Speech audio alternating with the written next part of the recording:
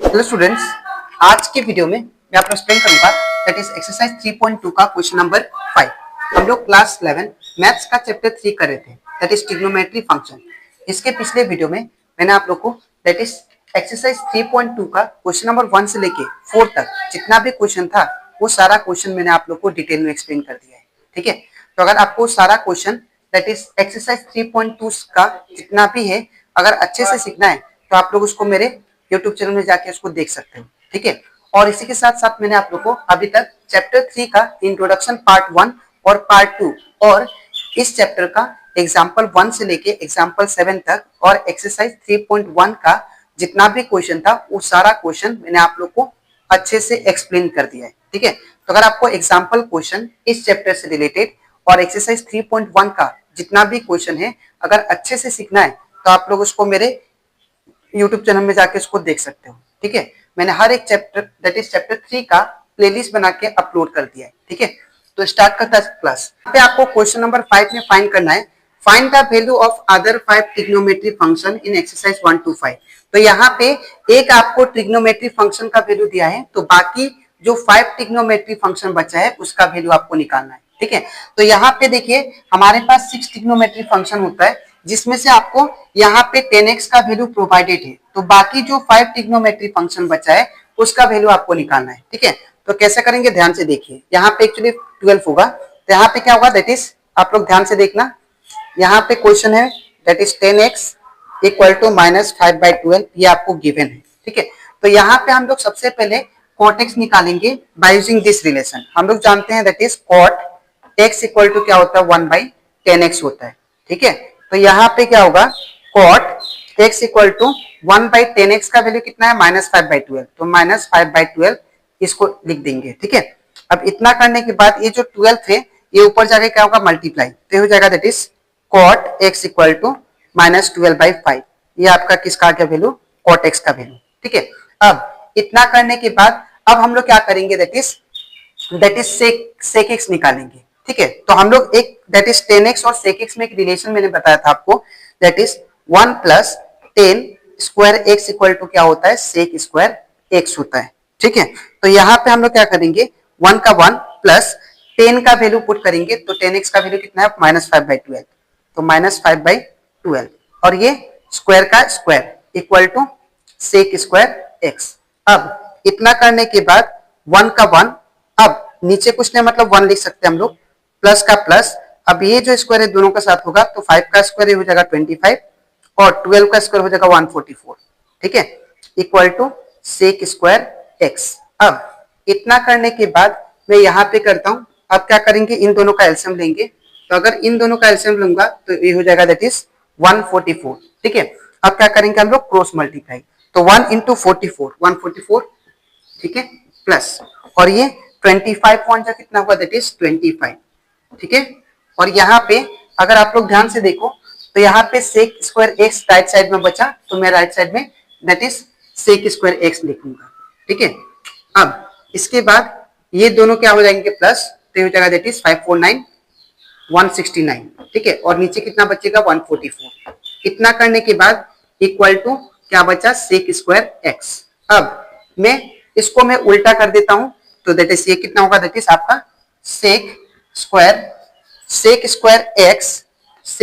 x equal to 169/144। ठीक है ना।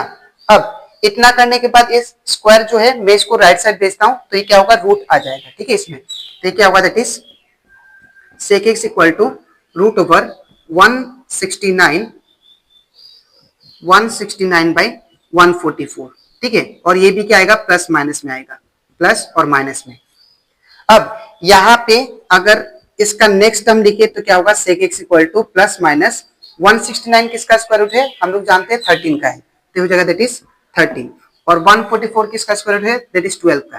ठीक है, तो यहाँ पे sec x का वैल्यू प्लस में भी आया और माइनस में भी आया, लेकिन कौन सा आंसर होगा दैट इज sec x का वैल्यू हम लोग प्लस में लिखेंगे कि माइनस में, वो डिपेंड करेगा क्वाड्रेंट के ऊपर। ठीक है, तो आपको क्वाड्रेंट का कंसेप्ट मैंने समझाया था लास्ट क्लास कि हम लोग के पास 4th क्वाड्रेंट होता है, 4 क्वाड्रेंट 1 2 यहाँ पे 3rd और ये होता है 4th क्वाड्रेंट।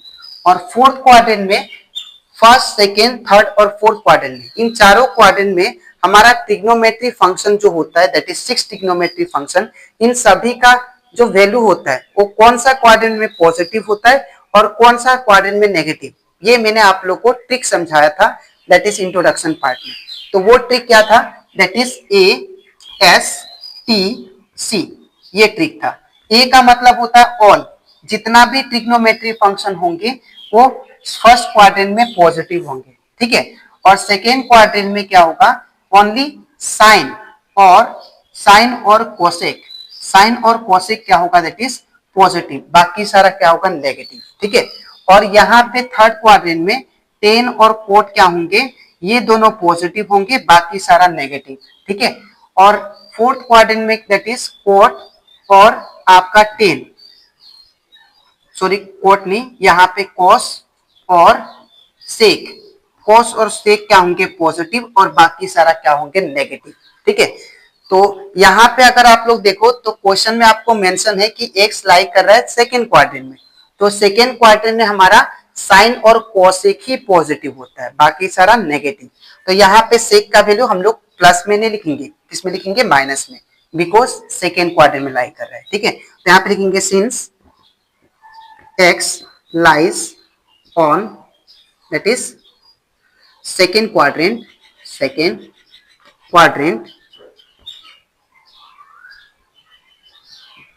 तो therefore हमारा sec x का वैल्यू क्या होगा दैट इज -13/12, तो ये आपका आ गया sec x का वैल्यू, ठीक है। अब अगर sec x इक्वल टू -13/12 है तो हम लोग अब cos x आराम से निकाल सकते हैं, ठीक है। तो मैंने आपको एक रिलेशन बताया था, देयरफॉर यहाँ पे दैट इज जो हमारा cos x होता है वो किसके बराबर होता है, 1/sec x का, ठीक है। तो यहाँ पे cos x का cos x 1/sec x का वैल्यू कितना है देखिए, -13/12।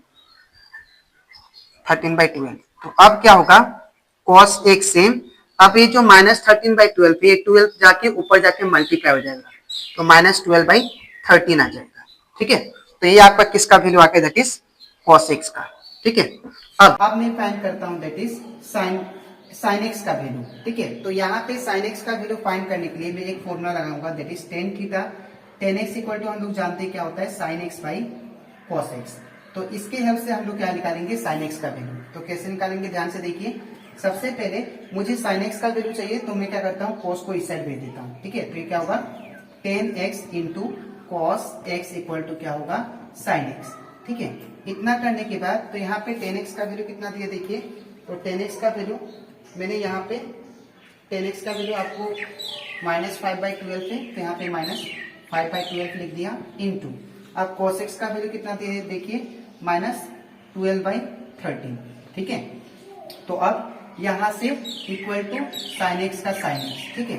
अब ये माइनस से माइनस खत्म और ये 12 से 12 खत्म, तो क्या बचा दैट इज sin x का वैल्यू आ गया आपका, ये sin x को आगे लिख लिया, कितना बचा 5/13, ये आपका किसका वैल्यू आ गया sin x का, ठीक है। अब sin x का फाइंड करने के बाद लास्ट एक बचा दैट इज cosec x का वैल्यू, ठीक है।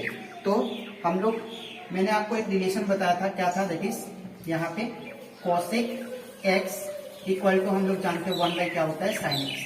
तो बाय यूजिंग दिस रिलेशन में cosec x का वैल्यू निकालूंगा, ठीक है। तो यहाँ पे क्या होगा, cosec x इक्वल टू क्या होगा 1 बाई sin x का वैल्यू कितना है 5/13, तो यहाँ पे 5/13 पुट कर देता हूँ। तो यहाँ पे क्या होगा cosec x इक्वल टू ये 13 ऊपर जाएगा तो क्या होगा मल्टीप्लाई और 13/5 आ जाएगा आपका रिजल्ट, ठीक है। तो ये आपका cosec x का वैल्यू भी आ गया, ठीक है। तो आई होप आपको एक क्वेश्चन अच्छे से क्लियर हो गया होगा, ठीक है। तो आपको लिखना कैसे मैं बता देता हूँ। सबसे पहले ये पार्ट लिखना है, ठीक है, और इसके नीचे आपको ये लिखना है और इसके नीचे ये और ये सबसे लास्ट में लिखना है, ठीक है। तो ये आप लोग साइड में लिख सकते हो बिकॉज क्वाड्रेंट का कंसेप्ट आप लोग को हर जगह लगेगा, ठीक है। तो अब इसके नेक्स्ट वीडियो में मैं आप लोगों को एक्सप्लेन करूंगा दैट इज एक्सरसाइज 3.2 का क्वेश्चन नंबर 6, ठीक है। तो आज के लिए इतना ही, मिलते हैं नेक्स्ट वीडियो में, थैंक यू।